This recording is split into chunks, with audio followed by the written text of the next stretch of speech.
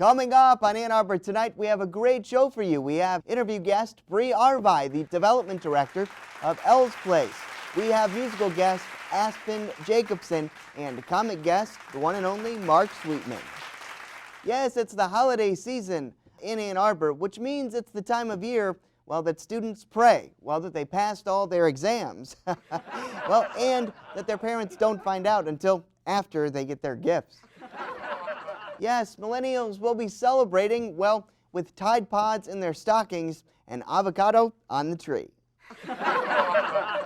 Yes, the holiday season for me is the 12 days of Christmas. Well, and then it's the 12 steps. You see, I drink so much during the holidays, I end up in AA. This year, even Santa is getting politically correct. No sitting on laps, just high fives. Yes, just remember, fellas, during the holidays, if your chestnuts are roasting, please go see a doctor. Yes, we have a great show for you tonight, so please stay tuned.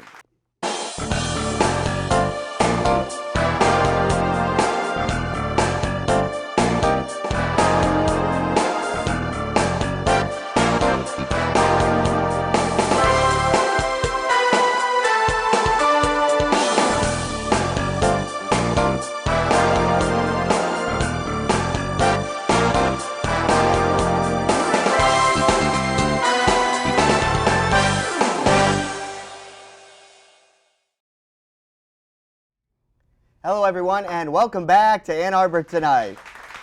Thank you. Thank you so much, folks. I really appreciate it. You know what? I am so excited to introduce our feature interview guest for the evening, Bree Arvai, everybody.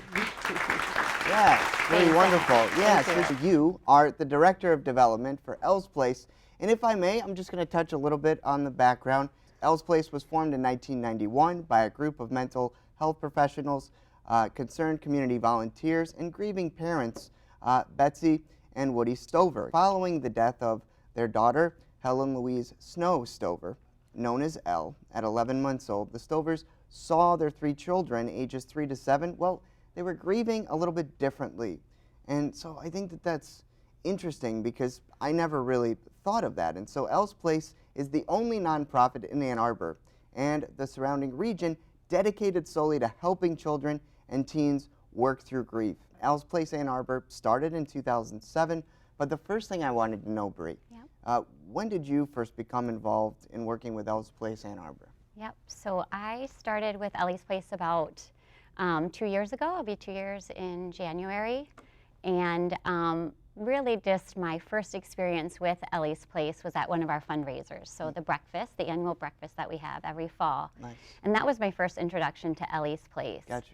And the breakfast is unique in that it's really an opportunity for our former families to share their story and share their grief journey with those that have an interest in learning more about Ellie's Place. It's really not often that we have our families talk about and get up in front of a room full of 500 guests and really share their story about their person who died. Sure. And so it's a really unique opportunity to learn more about Ellie's Place. So that was my first introduction to Ellie's Place, and then got involved. We just recently had a capital campaign and built our brand new 15,000 square foot facility. Yes. And so I was helping with the capital campaign and really helping our director, Monica Brancho, kind of on the back end things with that. And then about a year ago, I got offered the position to help as Director of Development and really focus on raising funds for our programming, which is really peer-to-peer grief support for children and teens ages 3 to 18. Yeah, and as you mentioned, I mean, you make a big impact, serving an average of 160 grieving children and teens each week, right, from dozens of communities in Washtenaw County, and in Washtenaw County alone, 4,500 children could potentially benefit from the service of Elle's Place. And can you share how your services have helped, and have you noticed like any success stories? Individuals can come whether they've lost anybody significant in their life. So it's really? just not parents or siblings. Wow, so okay. It could be an aunt, it could be a grandparent, it could be a close friend. Wow. Obviously with suicide rates on an increase. We also have a lot of teens just coming because, unfortunately, one of their classmates died. Right. So, but we really see a good way to kind of share with you.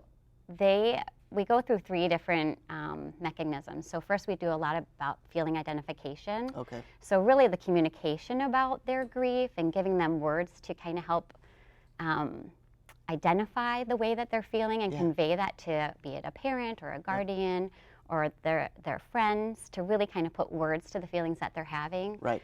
And most of the work that we do is art and play based. Okay.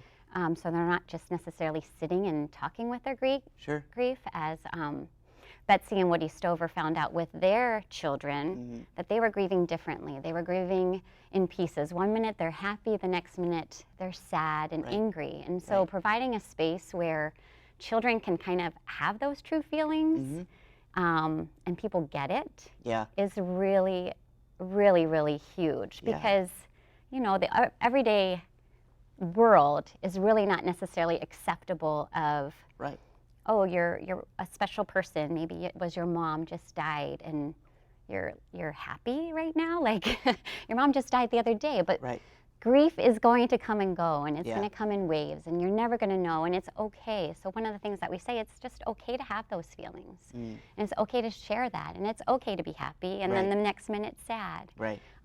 So we really help provide our children and teens with, you know, a tool belt. You know, you're going to have these issues and these feelings come about. So we really kind of, like I said, talk about that feeling identification. And then giving them coping mechanisms. So when you're feeling this way, what is it that you can do to convey that feeling or work through that feeling? And then the third thing is a trusted person, a trusted adult. Who can you talk to when you're having these feelings? Because that's also really important. Because some of the thoughts and feelings might not be good thoughts and feelings per se, like where there, you know, there's personal endangerment, so to speak. You know, so you really want to have that that person that you go and talk to and trust that what you're saying, and they'll be willing to listen. Of course. So, I mean, I think you bring up a lot of great points. I mean, I think it's important, especially for, you know, myself and everyone viewing the show to know. Especially with, I think, social media now and how our society is sort of transitioning even more to technology. But look, feelings are important. It's not just about images. It's not just about what you're putting out there, you know, on Facebook, Instagram, LinkedIn, whatever you're using. Feelings are important, and being true and open to those feelings to someone that you can trust is healthy. And it helps you deal with those, whatever those may be. So I think you bring up a lot of great points. I think it's a great thing that you're doing for the community. I think it's a great thing that you're doing not only for the young children, but anybody who is struggling with that to be able to come in and utilize those services. And if you don't mind, I want to touch on your vision statement, because I think this is very important. And when I read this, it impacted me especially because I think that it's very important. But the vision statement says to, quote, ensure no child in Michigan grieves alone. Wow. And, you know, I think it's very important because, as we talked about a little bit before the show, you know, those are the foundational years. But why do you personally think that that vision statement is important? Well, I would have to say, because with losing the death of someone close to you, whomever that might be, you're going to have feelings of being alone. And isolated, and no one really truly gets how you're feeling. An analogy that actually was given by one of our former families that I think rings very true, and I think everyone can kind of visualize and relate to it. So she said that when she was going through the loss of her husband, and she had 4 surviving children, that she would walk around and feel like everyone was staring at her, and she was wearing a bathing suit, but everyone else around her obviously was wearing their regular clothes. And so she said that when she comes to Ellie's place, everybody is wearing their bathing suits. And so I think that that kind of helps describe that feeling that people get when they come to Ellie's place, that they're not alone, and that the people that are there get it. Some may be a little bit further along in their grief journey. But the person sitting next to you or across from you, they've been there Right. and they've walked that path, Right. and it helps provide hope and healing. And that's really truly, you know, what Ellie's Place does. It's magical at a time when it can be so tragic in Yeah. someone's life. So Yeah, it's almost a beacon of hope, right? it is, and Yeah. people need that. I think Yeah. we all need a little hope. So I wanted to touch on this too because I think it's important. I mean, since '07, you guys have just been growing and growing, Yeah. doing amazing things in the community.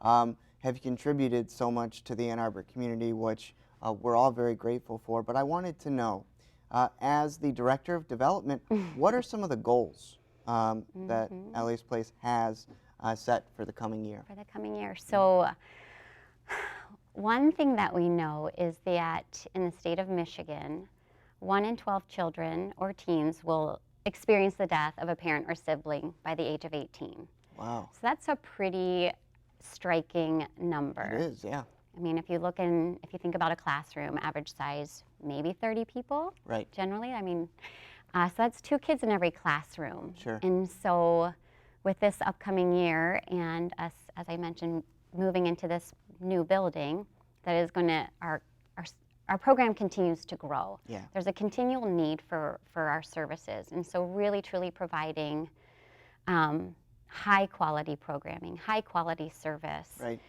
is of utmost importance to us. And Yeah. really trying to not grow before we're able, Sure. right? Because with increased need requires increased staff and increased Yes. funding. So really trying to kind of keep that as in control that we can, but Understood. we're going to obviously have all those things increasing. So really, Yeah. I think our focus this year, because it was so much over the last few years focused on growth and the capital campaign, is really Yes. just kind of maintenance right now, and Gotcha. kind of just Yeah.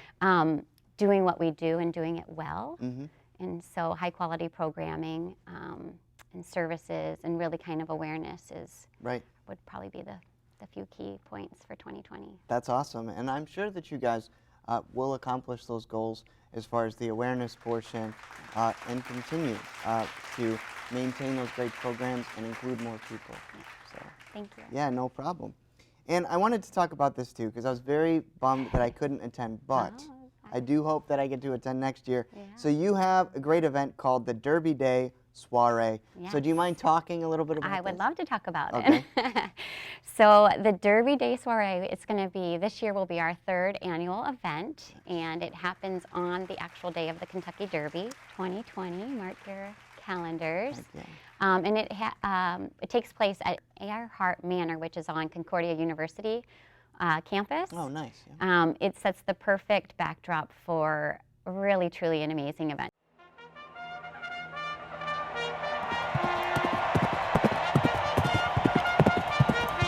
So people come dressed all up in their big hats or Oh my gosh. fascinators, bow ties. Do they really? Yes. That's awesome. And we all watch the Kentucky Derby together. Okay. So, you know, there's a moment where everyone's gathered around. We have big screen TVs. Sure. And And there was something that happened at the Kentucky Derby this year. There was it was a Yes. contested finish or something, Yes, wasn't it? there was. How did you react? Like, were you like, what's going on? Well, oddly, I mean, the coincidence is that our family had vacationed in Florida, and we saw the winner before all the discussion. We actually saw them race in Florida at the Florida Derby. Oh my gosh. So we were so excited, right, Yeah. that they won. And then he was disqualified. Oh, my goodness. I think we took it a little personal. But Sure thing.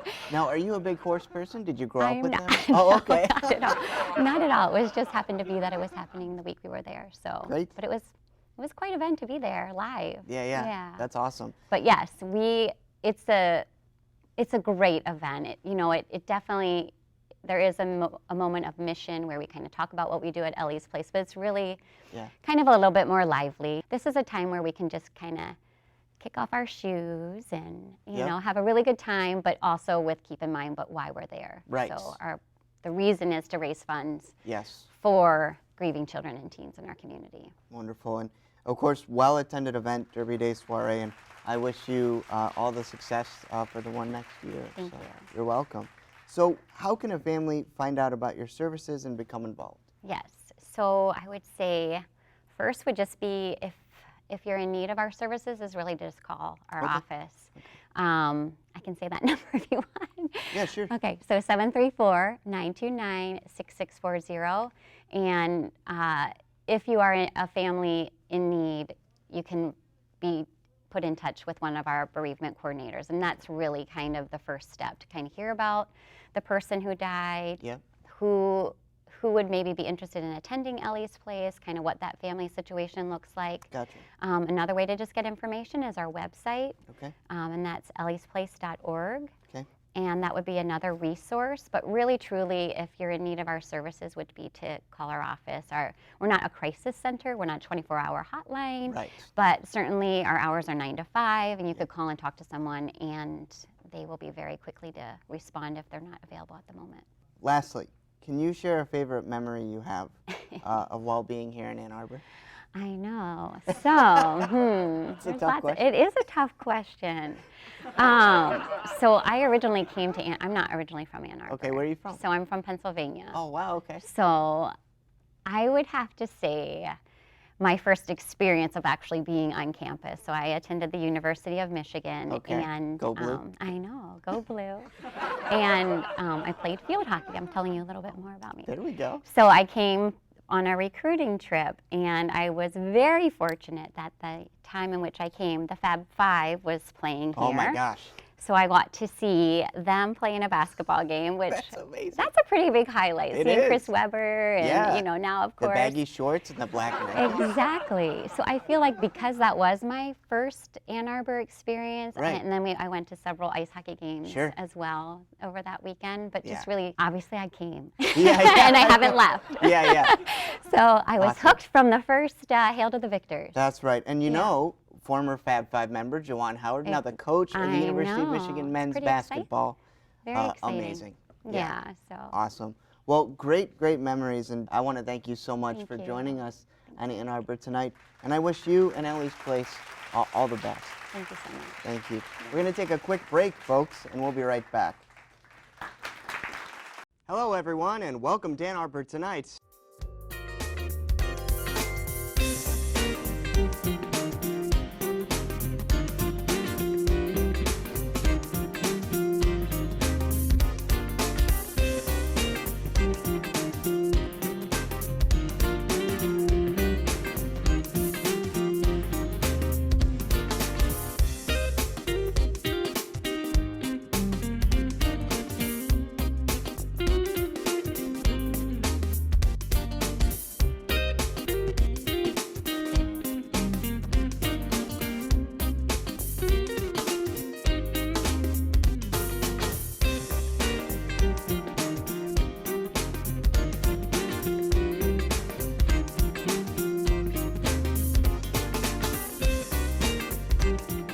Welcome back to Ann Arbor Tonight. Yes, thank you. Thank you so much, folks.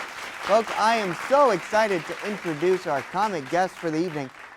He is one of the best comic storytellers in Detroit and has done a lot all over Chicago, Los Angeles, you name it. Please welcome the amazing Mark Sweetman. Oh! Getting the bill is amazing. I feel like I should pull something out of my pockets or something.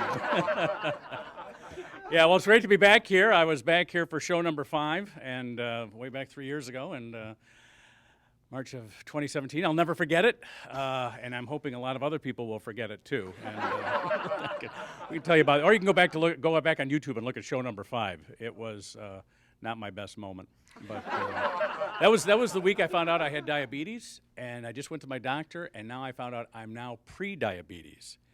Which, yeah, I lost the first 6 months. I lost 30 pounds, then I lost 10 more, and then I just lost 3 in the last 6 months. So it's like, what's that, 43 pounds? And so I'm glad the rate is slowing down though, because I'd get to be about 65, and I'd be back to my original weight of 7.1 ounces. So 7 pounds 1 ounces.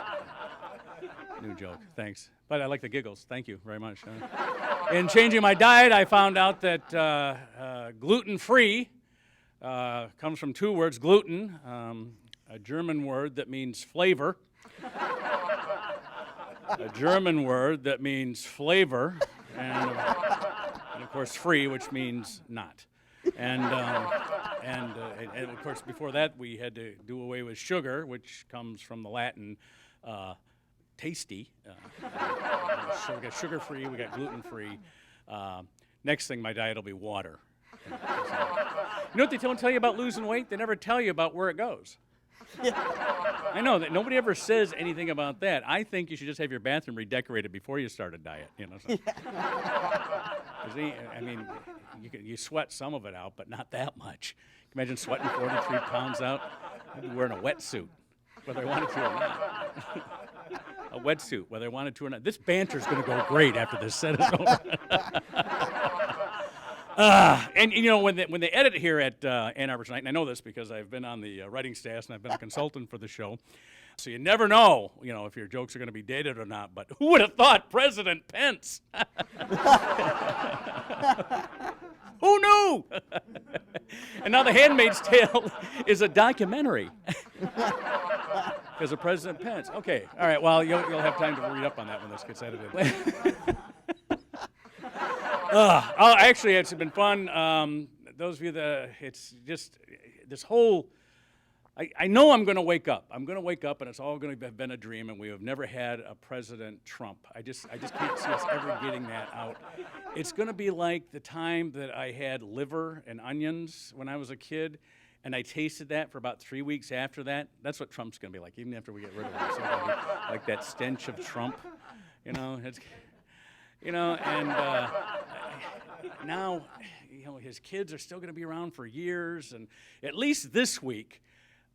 Part of my musical, I'm writing the Trump era musical because Andrew Lloyd Webber is a Brit, and even though he did a good job with Evita, I don't think he can really handle it the way we can. And of course, Mel Brooks is 95.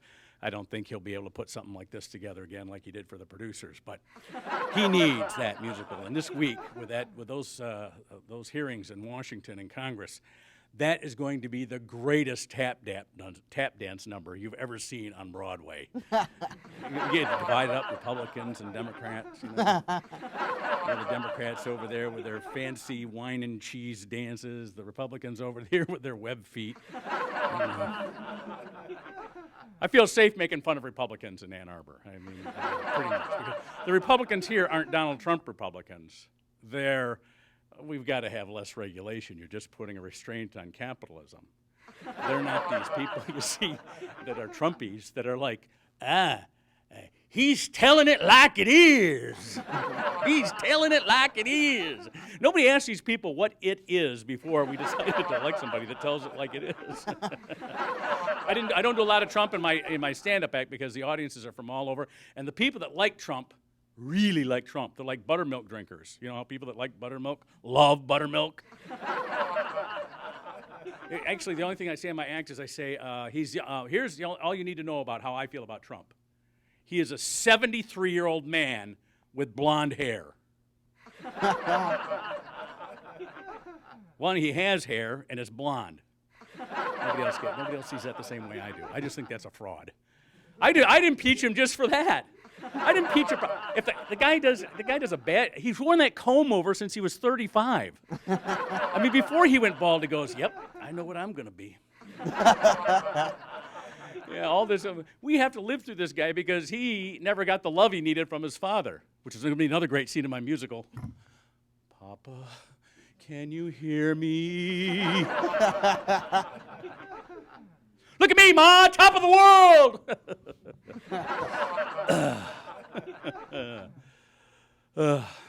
I think he needs to divorce Melania and marry another wife before he leaves office, though. I mean, it wouldn't be right for Donald Trump to have all these wives, then become president and not do this stuff. What else is going on? You'll be glad to know this because Zach's known me for a long time. I'm down to my last 4 children at home. I've gotten 4 of them out. So of the 8, I've gotten 4 out. But the last 4 are all teenagers. Our first 4 were like 8 years between the first 2, 4 years, and then another 2 years. They were all spread apart. They weren't fighting over each other's shoes and clothing and stuff. Now I got 3 teenage daughters and a teenage son, and they're going to kill me. They are just going to kill me. One, they have all their boyfriends and girlfriends over all the time, and so the rule in our house is the door has to be open. So that when I come by, I can look in and do a hand check. All right, hand check. And they're going, "Hey, Dad, you're pretty old-fashioned." I go, "No, I'm a dad." No, that wasn't a joke. I just that's it for me. All right. Thank you very much. Hello, everyone, and welcome to Ann Arbor Tonight.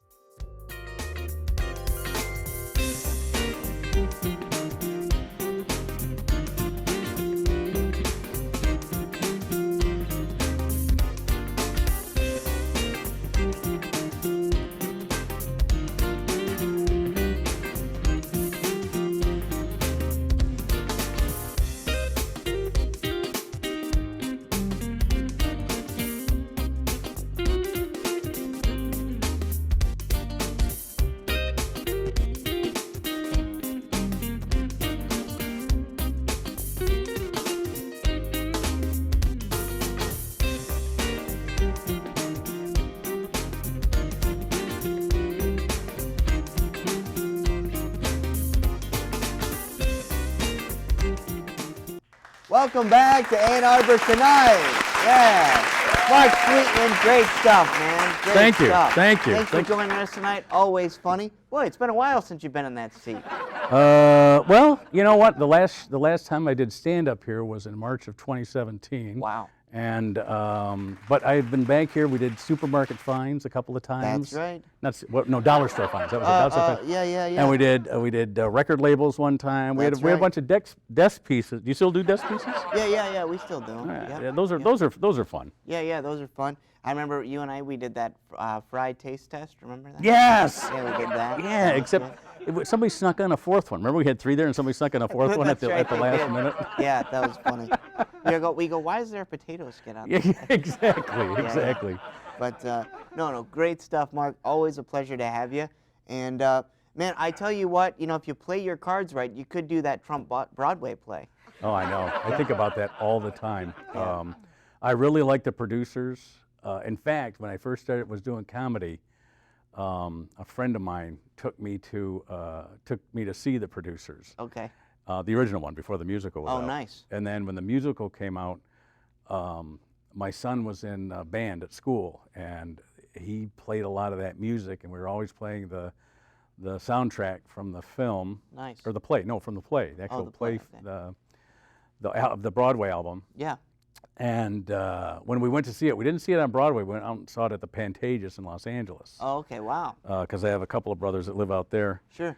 And now a couple of sons. There you go. Like the one that was with me that time. And we did this. This is part of my showbiz legacy.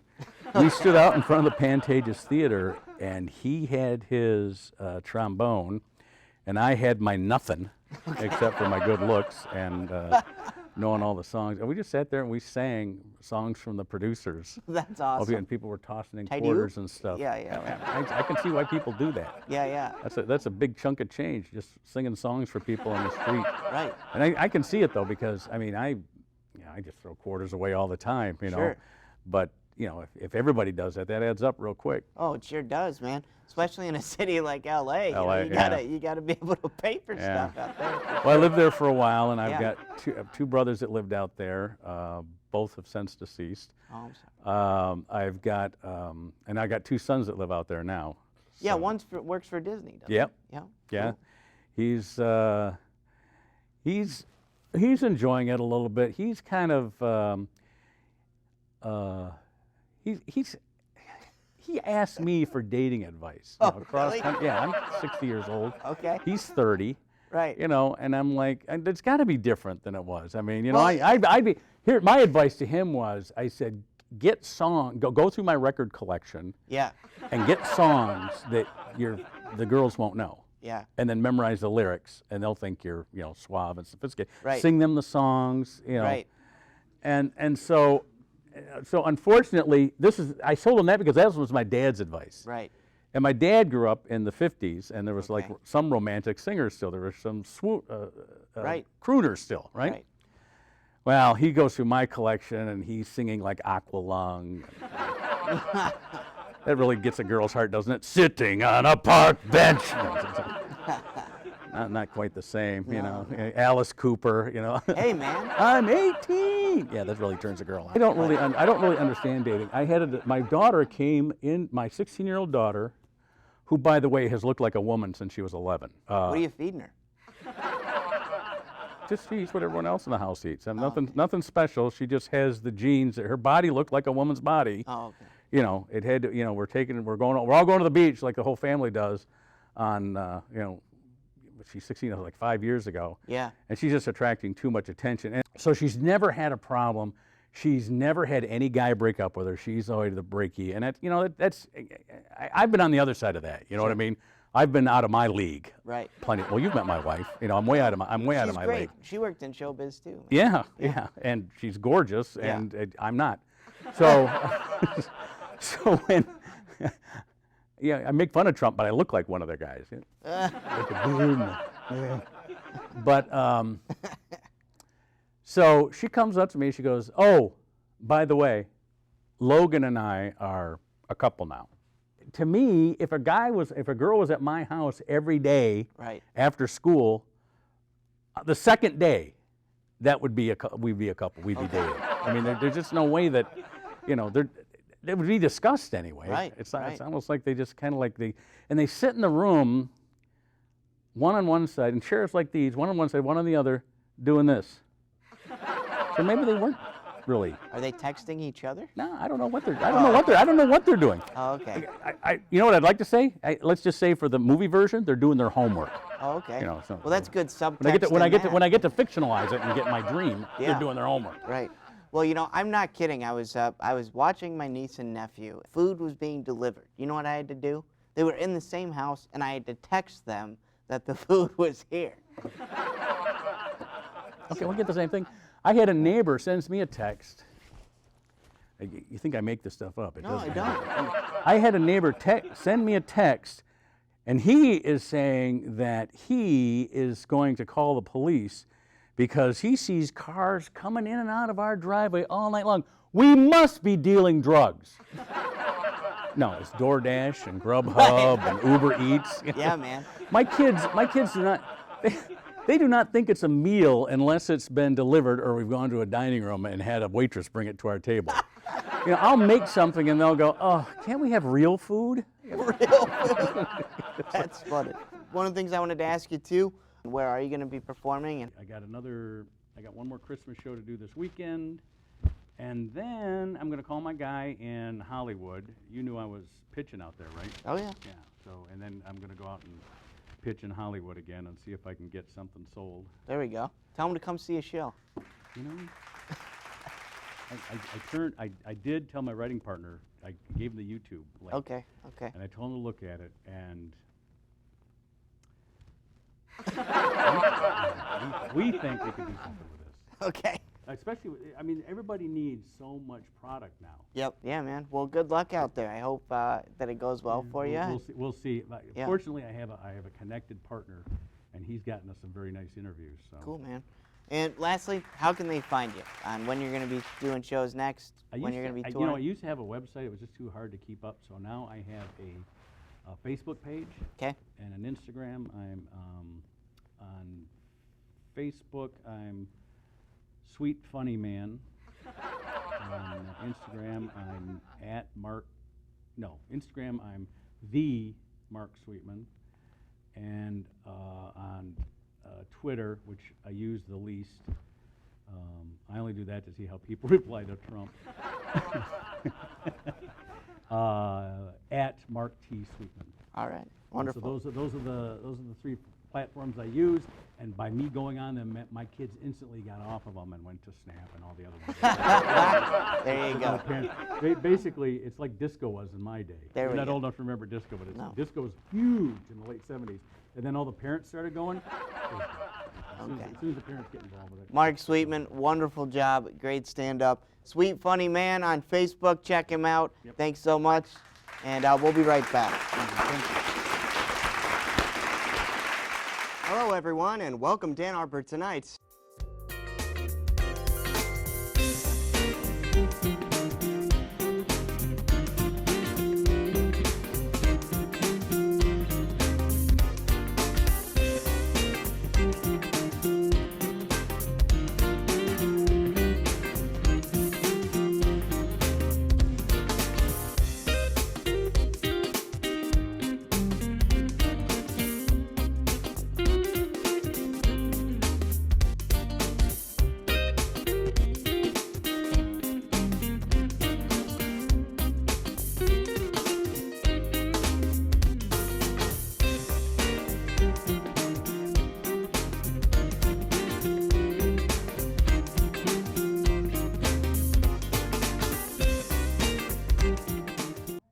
Hello, everyone, and welcome back to Ann Arbor Tonight.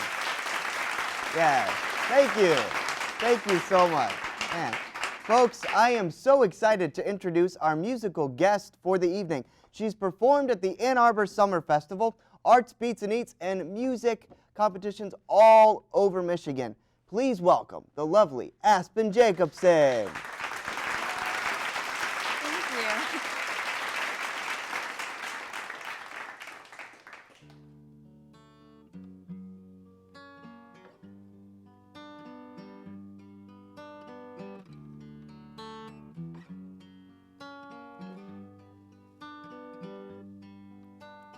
There must be a misconception the way you tell your lies, and believe me when I say I won't give you attention, 'cause you know abuse ain't right. There's no flowers in her hair, no butterflies in the air make you feel something that's cruel. Take all that I am, take all that I have, but it still won't be enough for you. My arms are small, I can't catch you if you fall, 'cause you're not mine. You're not mine. And please understand,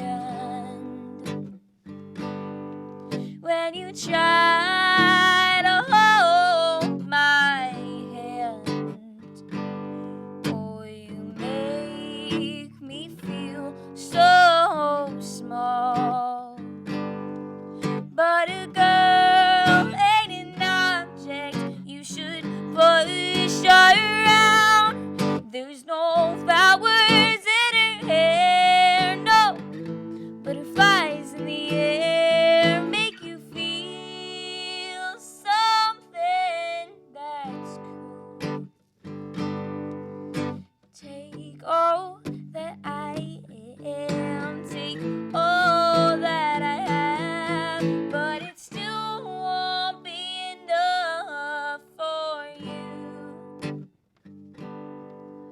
My arms are small, I can't catch you if you fall, 'cause you're not mine.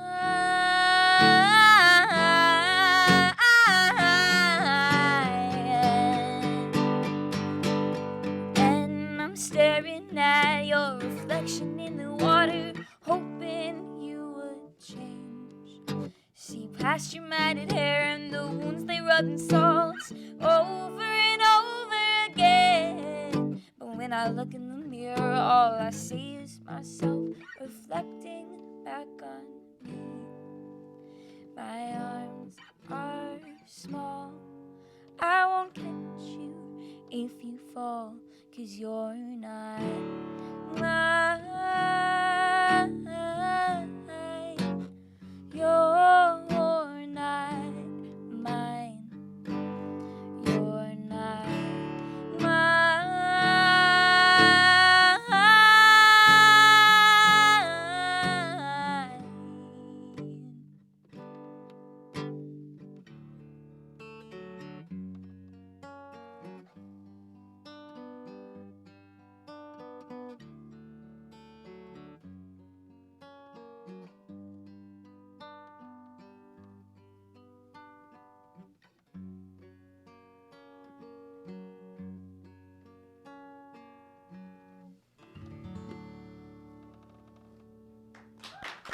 Thank you.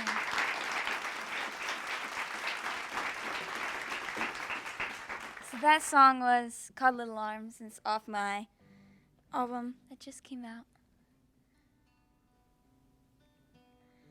And this next one is another song off my album, Love Each Other Right.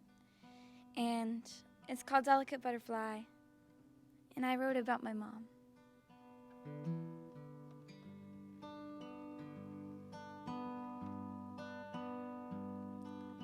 Ooh.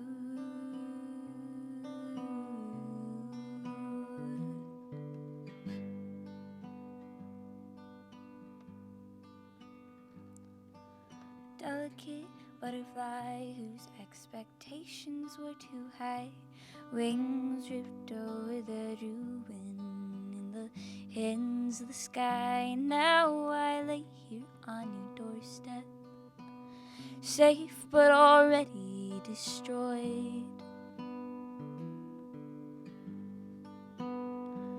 We don't listen to each other, eyes glisten like a lover in the morning.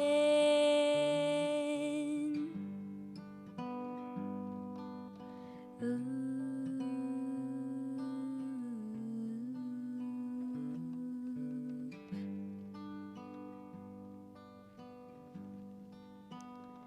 And I know your delicate heart puts out a very big spark when we get in those arguments. But we learn to trust in one another, learn to learn from each other's mistakes and consequences. We still don't listen to each other, eyes glisten like a lover in the morning.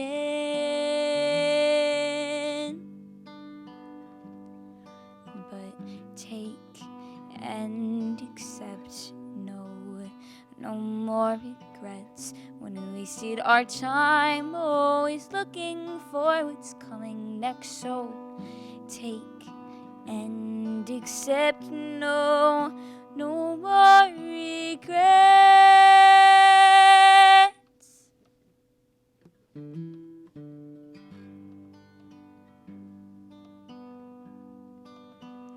And we still don't listen to each other, eyes glisten like a lover. We are lovers.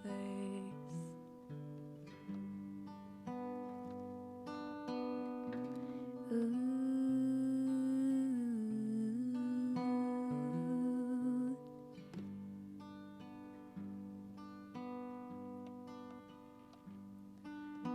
Delicate butterfly whose expectations were too high, wings stripped over the ruin.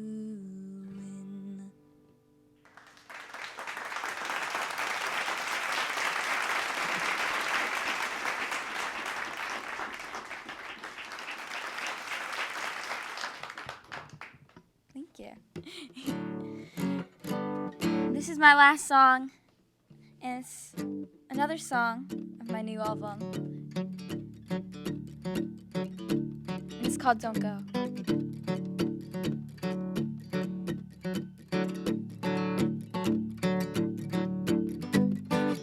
And they say love is an open door, but at the store it's just another gash. I'll close it off and walk another path. Oh, and they say love could be a war, but if this war is just another truce, I'll raise the white flag to be with you. Oh, so don't go taking my baby. Oh, don't go taking my honeybee. I said don't go taking my baby. I said don't go. I said don't go.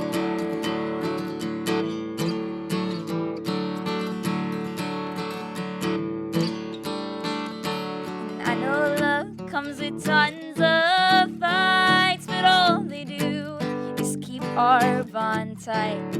So we'll push through and love each other right.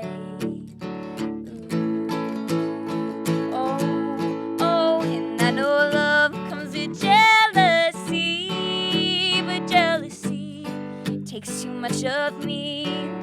I'd rather not share my destiny. Oh, oh, so don't go taking my baby. Oh, don't go taking my honeybee. I said don't go taking my baby. I said don't go. I said don't go. Don't go taking my baby. Oh, don't go taking my honeybee. I said don't go taking my baby. I said don't go. I said don't go. I said don't go.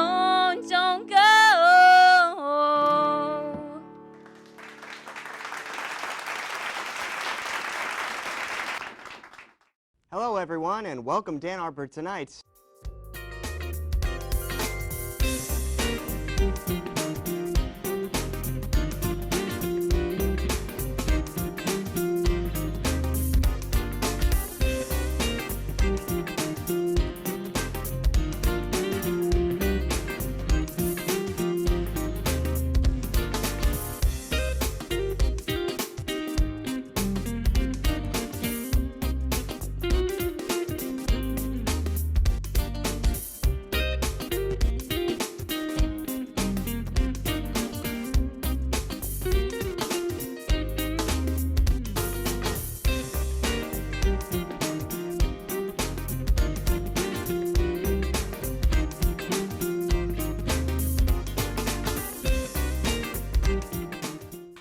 Welcome back to Ann Arbor Tonight. Aspen Jacobson, everybody. My goodness. Boy, what a set. I mean, you just blew the roof off. I mean, it Thank was you. amazing. I mean, you just have such a presence, you know, on stage. And Aspen, I wanted to know from you, what first got you interested in music? Well, when I was about 8 years old, I did a musical, and it was, it was my first musical, Okay. and I did it with my brother, and he didn't really like it, but I loved it, and from there, I decided, I really like music. Yeah. And so I did Detroit Opera Theater, children's chorus for 3 years. Oh my gosh. And so that's, I guess I could say I'm classically trained. Yeah, for sure. And, you know, I liked musical theater and I liked opera, but I felt like it didn't really fit my voice. Right. I have like a very earthy and down-to-earth voice, and Right. I feel like it kind of like matches my personality. I'm very down-to-earth. And so I just wanted something like a style of music to emulate that.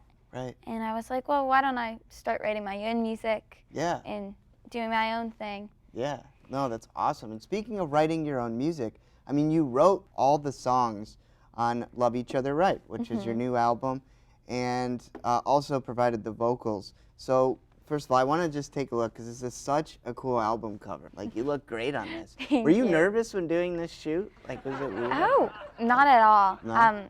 Mary Dupree, who actually did my headshots, Yeah. she did them for acting. Oh, nice. So, yeah. And I wanted to ask you, too, where do you get inspirations for songs? My life. Yeah? Actually, my album, Love Each Other Right, is mostly like a concept album, and it's about relationships between me and other people, like my mom. Like, I just did a song, Yeah. Delicate Butterfly, about my mom, and whether it be like just anyone. Yeah, yeah. And I'll also write about other people that I observe and their relationships with other people.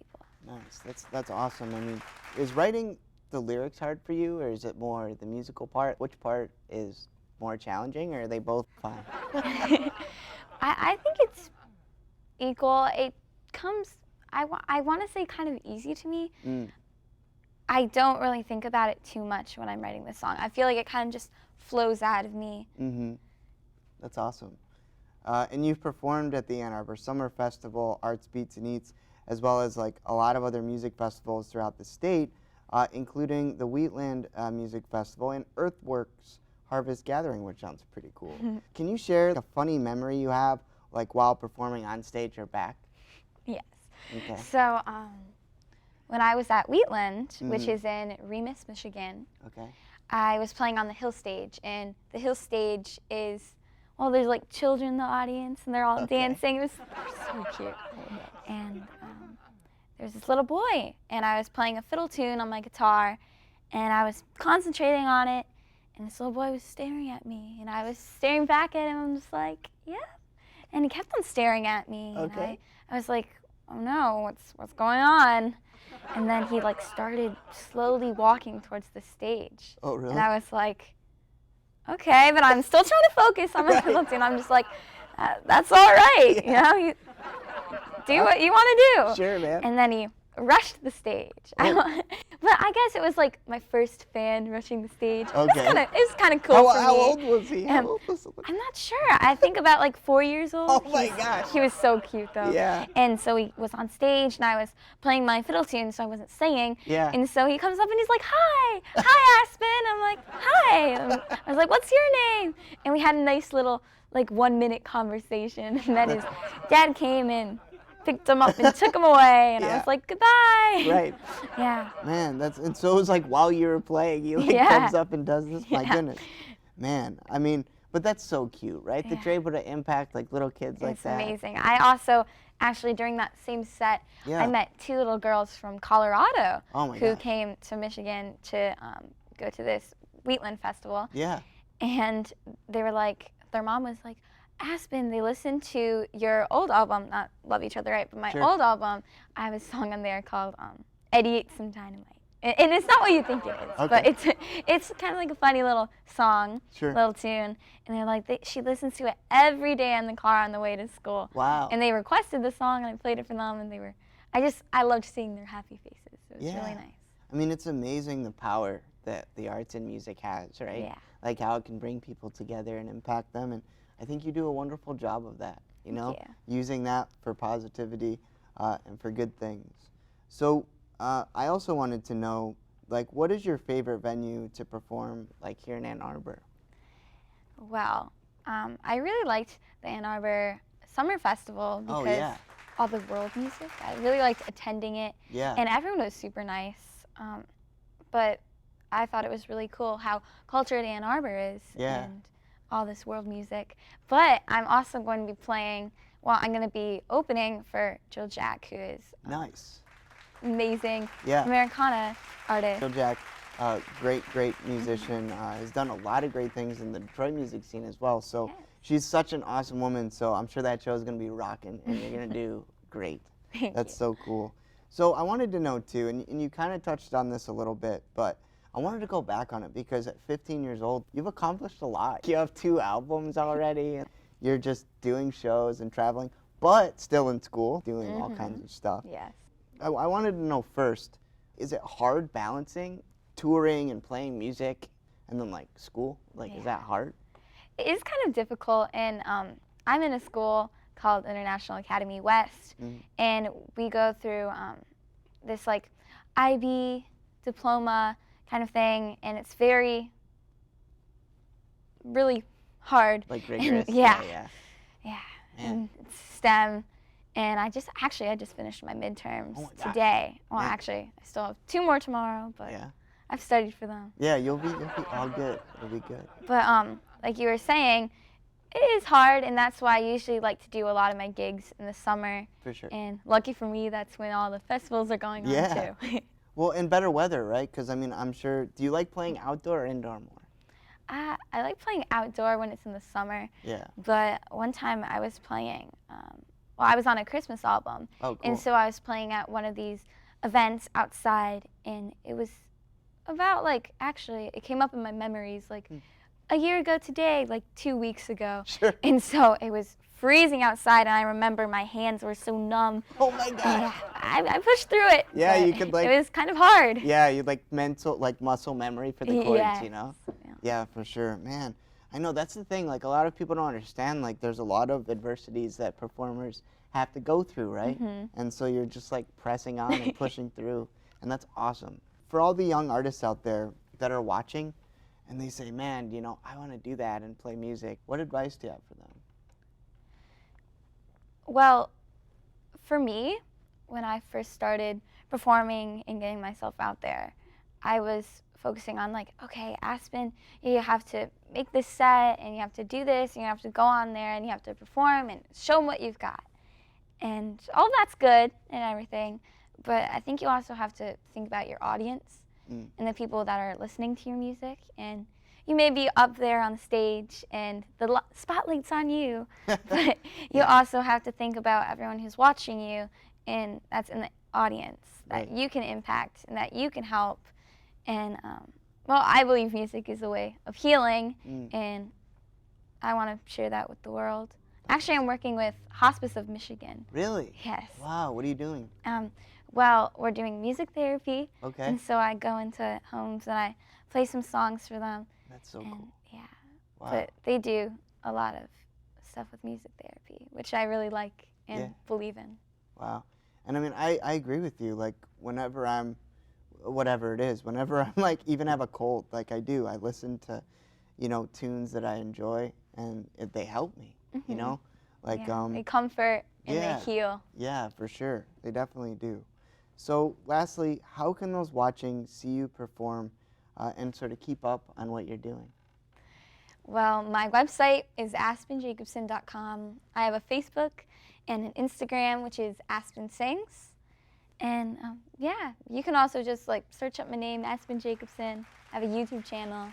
I would love if you guys subscribed. That would be amazing. Yeah. If you could perform with any musician, alive or dead, who would that be and why? I would have to say, right now, at this moment, Molly Tuttle. Okay. And she is an up-and-coming bluegrass Yeah. artist, and she's an amazing guitarist. Nice. And I was just watching a video on her Oh, cool. about 2 days ago, and she was playing her guitar like a banjo. And Wow. so, I don't know, I found it really cool, and Yeah. I like to learn that. So I would say Molly Tuttle There at we the go. moment. Well, Molly, get a chance to gig with Aspen. That would be great. She's actually, I think she's playing in Ann Arbor at the Ann Arbor Folk Festival. Yeah, Ann Arbor Folk Festival at the Arc downtown. Oh my gosh. Okay, are you going to go see her? Yes, I All already right. got my ticket. There we go. All right, wonderful. Well, yeah, hopefully that'll be a great show. And, you know, I hope you can play with Molly someday. That would be awesome. Thank you so much, Aspen. Thank you for having me. Hey, no problem. Thank you so much, and we'll be right back.